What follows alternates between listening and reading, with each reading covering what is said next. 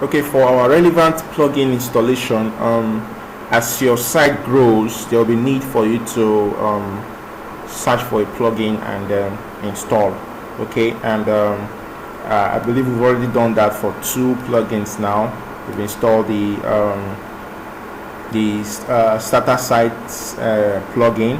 You saw how we were able to search for it and install it, and then you also saw the Elementor plugin, which was automatically installed by the digital when we are importing the digital agency. So it automatically installed the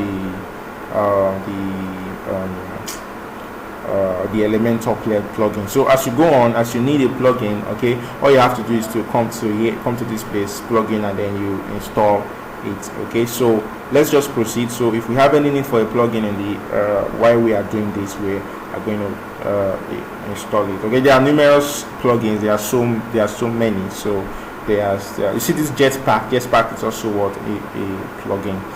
Okay, I found it very useful if you want to easily connect to your social media handles.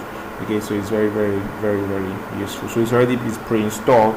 Okay, but if it is not pre-installed in your version of WordPress, all you have to do is to go to plugin and then you search for Jetpack. All right, thank you.